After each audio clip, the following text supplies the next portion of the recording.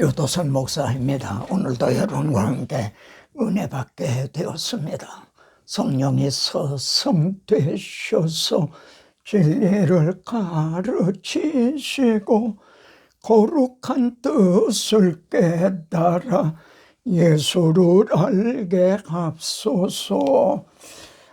오늘은 하나님의 구원 계획 179번째 시간으로 욥기입니다. 욥기를 두 번에 걸쳐서 전하겠습니다. 본제로 시작하여 본제로 마치는 욥기.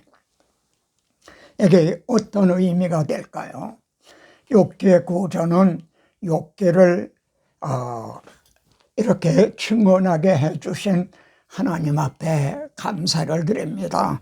제가 욥기를 통해서 정말 많은 걸 깨닫고 은혜를 받았습니다. 이걸 여러분에게 이렇게 나누게 해주심을 감사를 드립니다. 욥기의 구조는요, 1, 2장은 욥의 시험, 3장부터 31장은 세 친구와의 아주 지루할 정도의 변론이 계속됩니다. 그리고 엘리후가 잠시 등장을 하죠. 그 후에 하나님께서 판단을 하시고 그리고 해답을 주십니다. 엘리바스, 빌닷, 그리고 소발 세 친구입니다. 성경은 하나죠. 그런데 성경을 보는 관점에 따라서 이렇게 교파도 많아지고요. 해석도 이제 많이 갈리고 그럽니다. 그렇기 때문에 성경에서 내가 무엇을 보느냐 뿐만 아니라 신앙생활에서 이제 환경이나 어떤 문제만을 보느냐, 내가 무엇을 보느냐, 이 점은 참으로 사활적으로 중요합니다. 에레미야에게 하나님은 내가 뭘 보느냐, 아모스 선지자에게도 내가 무엇을 보느냐, 스가랴 선지자에게도 그가 내게 묻되 내가 무엇을 보느냐. 베드로가 주님을 바라봤을 때는 물 위로 걸어갈 수가 있었습니다. 그러나 파도를 내려다봤을 때는 빠져들어갔죠. 욥기를 대할 때 철학자들은 철학적으로 이걸 접근을 하려고 합니다. 학자들은요, 인문학적으로 설교를 하려고 합니다. 선생은 교훈적인 설교를 하죠. 그러면은 그리스도의 증인은 어떻게 해야 됩니까? 우리 대신 고난을 받으신 그리스도를 증언하는 겁니다. 고난을 받은 욥을 증언하는 게 아니라 우리 대신 고난을 받으신 그리스도를 증언한다. 이것이 그리스도의 증인이라는 거죠. 저는 이 점을 전하게 돼서 참으로 하나님 앞에 감사를 드립니다. 자, 본제로 시작해서요, 본제로 마치는 것이 욥기입니다. 욥이 잔치를 행한 후에는 자녀들을 불러다가 말이죠, 이렇게 본제를 드렸어요. 이게 욥기 1장입니다. 근데 욥기 마지막에 가서는요, 하나님께서 세 친구에게 말이죠, 내 종 욥에게 가서 너희를 위하여 본제로 드리라. 이렇게 본제로 시작해 본제로 마치는 것이 욥기입니다. 근데 많은 설교자들이 이 점을 놓치고 있다는 겁니다. 여러분이 갖고 계신 욥기 강해서들을 한번 보십시오. 안타까운 사실은 욥기의 이 중심 주제를 놓치고 있다는 점입니다. 여러분, 본제를 통해 죄사함을 받을 것을 믿은 욥입니다. 본제를 이제 드렸어요. 왜냐하면 내 아들들이 죄를 범하였을까, 잔치를 차려 먹는 동안에 죄를 범했을까 봐, 그래서 이제 본제를 드렸다는 거죠. 그러면은 본제를 통해서 죄를 용서함을 받을 것을 믿었다는 것이 되죠. 마지막에 가서 하나님께서 세 친구에게 본제를 드리라 그러십니다. 너희가 잘못했다는 거죠. 그런데 너희에게 갚지 아니하겠다. 그러면은 누구에게 갚으시겠다는 겁니까? 그들의 죄를 본제에게 대신 갚겠다. 여러분, 이것이 복음이 아닙니까? 이게 십자가 복음이 아닌가요? 번제를 통해 죄를 사하여 주신 하나님이십니다. 다시 한번요. 번제를 통해 죄사함을 받을 것을 믿은 욥입니다. 1장은요. 마지막 장은 번제를 통해 세 친구의 죄를 사하여 주신, 우리들의 죄를 사하여 주신 하나님이십니다. 욥은 창세기 사람이라는 점입니다. 아벨이 죄가 들어오자 이렇게 양의 첫 새끼로 번제를 드렸죠. 여호와께서 아벨과 그의 제물을 받으셨다. 그런데 하나님은 세 친구에게 이제 욥에게 가서 번제를 드리니 여호와께서 욥을 기쁘게 받으셨더라. 만일 출애굽기 이후의 사람이라면 세 친구 보고 너희는 제사장에게 가서 번제를 드리라 그러셨을 거예요. 이 점이 이해가 되십니까? 욥이 창세기 사람이라는 점이. 욥에게 가서 번제를 드리라 그러셨습니다. 이렇게 번제로 시작하여 번제로 마치는 욥기요. 그리고 아벨이 양의 죄가 들어오자 양의 첫 새끼로 제물을 드렸죠. 그런데 성경 마지막 장에 가가지고 어린 양의 보좌로부터 생수가 나오고요. 저주가 다시 없는데 하나님의 어린 양이 우리 대신 저주를 받으심으로요. 이렇게 죄가 들어오자 어린 양으로 시작해 어린 양으로 마치는 것이 우리에게 주어진 성경이다. 모든 그리스도의 증인들이 이 한 가지만이라도 좀 명심했으면 정말 그러기를 바랍니다. 그러면은 욥기의 핵심은 뭔가요?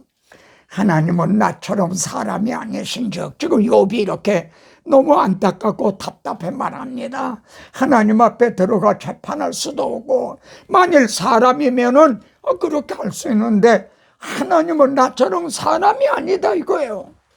그래서 사람과 하나님 사이에 중재하기를 원하노라. 하나님과 사람 사이에 중보자가 필요하게 됐다는 거죠. 그래서 구약시대에는 이 중보자로 대제사장 아론을 세워주신 거죠. 아론이 백성들을 대표해서 대신해서 지성소에 들어가고 그랬죠. 이해가 되십니까? 그런데 말입니다. 신약에서는요, 하나님과 사람 사이에 중보자도 한 분이십니다. 구약의 중보자는 모세고 신약의 중보자는 예수님이고 그런 게 아닙니다. 구약과 신구약의 중보자는 예수 그리스도 한 분이시다. 그래서 사람이시면서 동시에 하나님이신 분이 예수 그리스도십니다. 하나님이시잖아요. 그런데 동시에 우리와 같은 육신을 했고 사람이 되주셨어요. 그래서 우리들의 중보자의 이 자격을 얻으신 거죠. 이 점이 이해가 되십니까? 이 하나님의 감추었던 비밀이요. 하나님과 사람 사이에 이렇게 대속제물을 드려줄 중보자는 한 분, 우리 주 예수 그리스도시라는 겁니다. 욥기의 핵심 진리를 놓치지 마시기를 바랍니다. 욥은요, 지금 나의 증인이 하늘에 계시다. 나의 중보자가 높은 데 지금 계시다. 나의 친구는 나를 조롱하고 그러나 내 눈은 하나님을 향하여 눈물을 흘리니, 이게 우리들의 오늘의 모습은 아닌가요? 내가 알기로는, 저 욥이 믿기로는 나의 대속자가 살아계시니 그가 땅 위에 서실 것이라, 임마누엘 하실 것이라는 거죠. 여기 나의 중보자, 나의 대속자, 그러니까 중보자가 대속 제물을 드려주실 자가 하늘에 계시는데 그분이 마침내 땅에 서실 것이라, 임마누엘 하실 것이라는 거죠.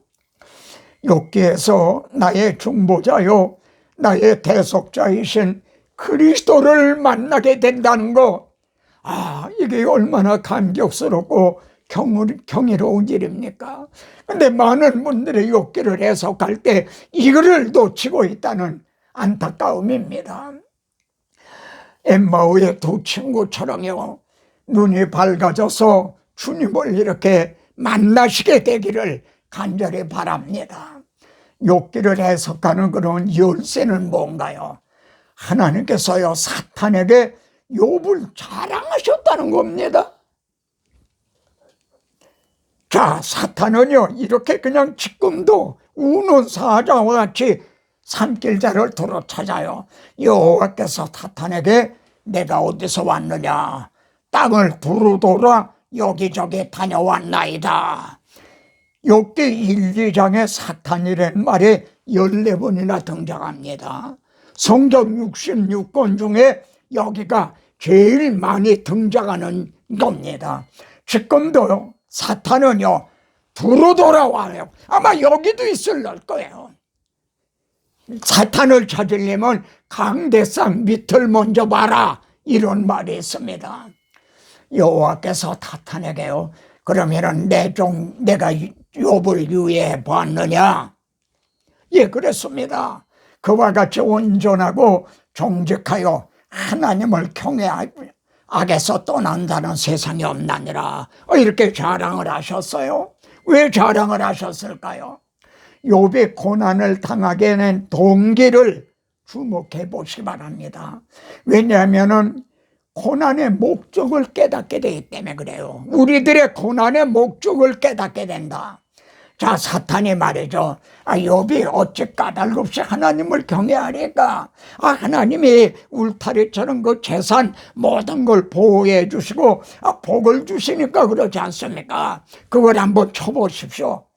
같이요. 틀림없이 주를 향하여 욕하지 않겠나이까? 아주 자신 있게 이렇게 말했어요. 왜?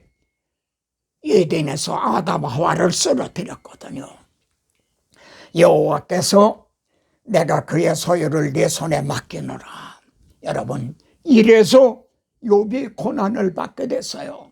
많은 분들이 의인이 왜 고난을 받아야 되느냐, 욥기의 주제가 이 신종론, 하나님이 계시다면 왜 그러냐, 이렇게 생각을 하는데 아니에요. 하나님이 허용을 하셨잖아요. 고난을 받도록요. 왜 허용을 하셨나요? 이게 열쇠예요. 다만 그의 목숨만은 내가 손대지 말라. 그 생명만은 내 손에 있다. 이런 시험이 우리에게 닥친다면요, 이렇게 스바 사람이 와가지고는 그 욥의 모든 재산을 하루 아침에 다 줬어요. 아직 말하는 동안에, 지금 와서 보고를 하는 동안에, 아직 말하는 동안에 그냥 파상적으로 시험이 닥치는 거예요. 정신 차릴 수가 없는 거죠. 큰 바람이 와서 침대의 모퉁이를 치며 집이 무너진 거예요. 그래서 아들들이 다 죽었나이다. 아직 말하는 동안에. 우리들에게 이런 시험이 닥친다면 틀림없이 하나님을 욕할 것인가? 그래도 믿음을 지킬 것인가? 이런 시험 중에서도 믿음을 지킬 수 있는 성도가 우리 교회에 몇 명이나 있단 말인가? 한국 교회에 몇 명이나 있을 것인가? 고난을 허용하신 하나님의 의도가 뭘까요? 인류의 시조가 더럽힌 하나님의 이름을 영화롭게 해주시기를 기대하신 겁니다. 욥이 그렇게 해주시기를, 당신이 그렇게 해주시기를. 욥 알몸으로 나왔은즉 또한 알몸이 그리스도에게로 돌아올지라. 주신 이도 여호와시요 거두신 이도 여호와시요. 같이요. 나 여호와시니 여호와의 이름이 찬송을 받으실지니라. 사탄은 틀림없이 하나님을 욕하리라 그랬죠. 그리고 인류의 시조는 하나님의 이름을 더럽혔죠. 그런데 여호와의 이름이 찬송을 받으실지어다. 이 모든 일에 욥이 범죄하지 아니하고 하나님을 향하여 원망하지 아니하니라. 어떻게 됐습니까? 사탄이 그냥 얼굴이 빨개져가지고 말이에요. KO 당한 거죠. 만일 욥이 사탄의 말대로 틀림없이 주를 향해 욕했다면 어떻게 될까요? 그런 일이 에덴에서 있었습니다. 기탄 없이 말씀드립니다만 하나님이 부끄러워서 얼굴이 빨개졌겠죠. 하나님의 이름이 더러워졌죠. 제 이 말입니다. 이제 주의 손을 펴서 그의 뼈와 살을 치소서. 그러면 틀림없이 주를 향해 욕하지 않겠나이까. 이제 그를 치라는 거예요. 그의 재산이 아니라. 사탄이 욥을 쳐서 발바닥에서 정수리까지 이렇게 종기가 나게 했어요. 과연 욥은 이 시험에서도 승리할 수 있을 것인가? 이럴 경우 연약한 그릇인 욥의 아내는요, 욥의 아내, 당신이 그래도 자기의 온전함을 굳게 지키겠느냐? 그래도 당신 믿음을 지키겠느냐? 하나님을 욕하고 죽어라. 정말 여자는 더 연약한 그릇이다 그러셨죠. 욥, 그대의 말이 한 어리석은 여자의 말 같도다. 이 모든 일에 입술로 범죄하지 아니하느라. 누구를 생각합니까? 마귀는 KO 당했죠. 그리고 마귀는 그냥 물러갔어요. 다시 욥기에 마귀는 등장하지가 않아요. 지금 누구 생각이 납니까? 아담 하와를 생각하게 되죠. 하와가 아담에게 선악과를 따먹으라고 했을 때 그대의 말이 어떻게 어리석은 여자 같으냐 이랬더라면, 그러나 아담은 그렇지가 못했죠. 자, 질문입니다. 욥의 고난은 무엇을 위한 고난이었다는 깨달음을 얻게 되셨습니까? 좀 대답해 보시죠. 욥이 받은 고난은 하나님의 이름을 위한 고난이었구나. 그런 깨달음을 받게 되지 않으셨습니까? 나사로가 병들었을 때 주님은 하나님의 영광을 위하며 하나님의 아들로 영광을 받게 하려 함이라. 이렇게 말씀을 했죠. 우리 그리스도인이 하나님 앞에 영광을 돌리지 못할 일이라고는 아무것도 없습니다. 바울은 먹든지 마시든지 살든지 죽든지 하나님의 이 영광을 위해서 하라, 그런 말씀했죠. 여러분, 사람들은 오해를 해요. 병이 나아야만 하나님 앞에 영광을 돌리는 줄 알아요? 아니에요. 그건 믿음이 아닙니다. 죽어도, 암에 걸려 죽어도 불신자가 암에 걸려 죽는 모습과 정말 이 믿는 소망이 있는 자가 죽는 모습은 스데반의 집사가 천사의 얼굴같이 편안하고 그렇게 그런 소망의 가운데, 이게 다른 점인 겁니다. 빌립보서는 바울이 옥중에서 기록한 거예요. 바울의 간절한 기대와 소망이 뭡니까? 빨리 옥에서 나가기를 바라는 건가요? 지금도 전과 같이 이제도 온전히 담대하여 살든지 죽든지 내 몸에서 그리스도가 존귀되게 하라니. 아시겠습니까? 살든지 죽든지 내가 옥에서 나가야만, 나를 풀어주셔야만 영광 돌리는 게 아닙니다. 내게 사는 것이 그리스도니, 그리고요 죽는 것도 유익함이니라.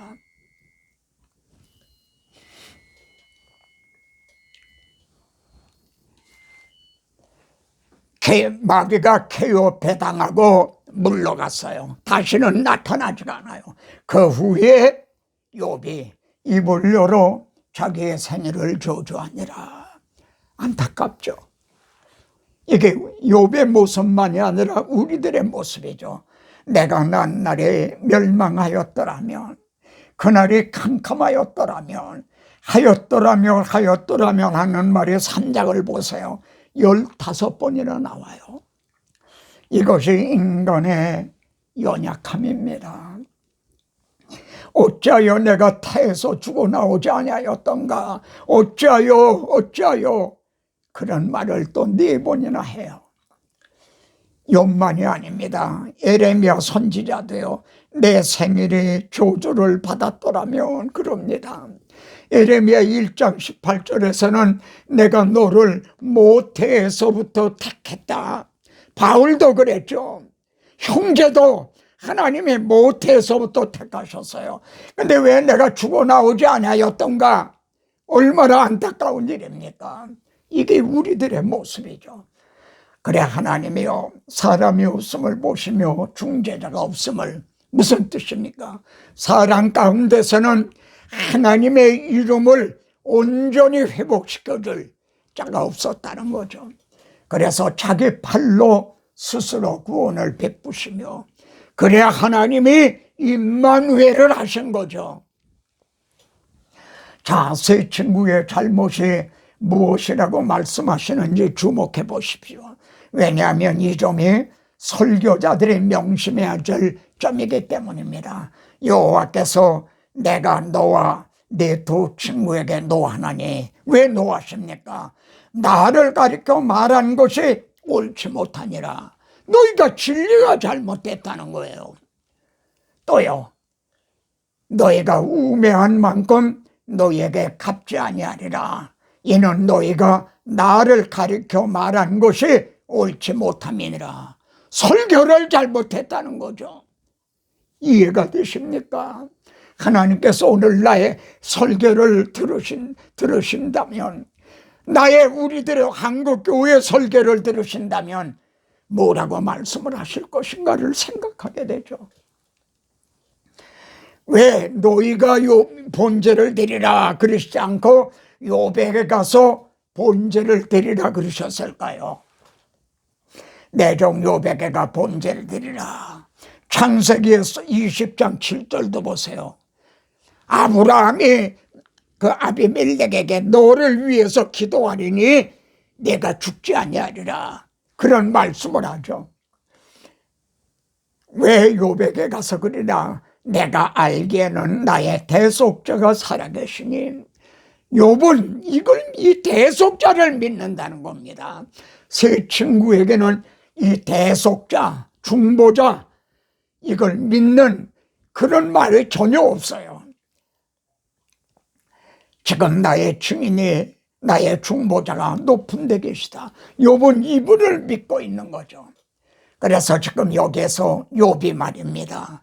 그리고 지금 형제가 세 친구와 다른 점입니다. 지금 욥은 욥기에서 제사장 노릇을 하고 있는 셈이죠. 중보자 역할을 하고 있는 셈이죠. 마지막입니다. 욥기가 우리에게 주는 도전이 무엇입니까? 욥기의 구조 보세요. 욥을 가운데 놓고 하나님의 소유냐 사탄의 소유가 될 거냐, 뺏기느냐 뺏느냐. 에덴의 구조는요, 아담 하와를 놓고 하나님을 따를 거냐 사탄의 말을 따를 거냐. 출애굽기 2장은요 40년 동안 이제 바로의 공주의 이제 아들 노릇한 모세를 중심해서 이스라엘 편에 설 거냐, 지금 박해를 당하는 이스라엘 편에 설 거냐, 아니면 애굽 편에 서느냐. 다니엘 3장의 구도 보세요. 세 친구 우상에게 절을 안 하다가 불가마에 던짐을 받을 거냐, 고개 한번 끄덕했다가 금신상에 그 꽃 한번 절하고 이제 부귀영화를 누릴 것이냐. 지금 옛날 얘기가 아닙니다. 나를 중심해서, 형제를 중심해서 하나님과 사탄, 형제의 결단은 무엇입니까? 요번 지금 천상에서 되어지는 일을 모르고 있다는 점입니다. 우리도 그렇죠. 천상에서 하나님께서 왜 나에게 이런 고난을 허용을 하시는지, 이 모든 되어진 일을 모르고 있는 거죠. 나를 중심해서 하나님을 기쁘시게 해드릴 거냐, 마귀가 좋아하게 할 거냐, 형제 결단은 무엇입니까? 다음 시간에 뵙겠습니다.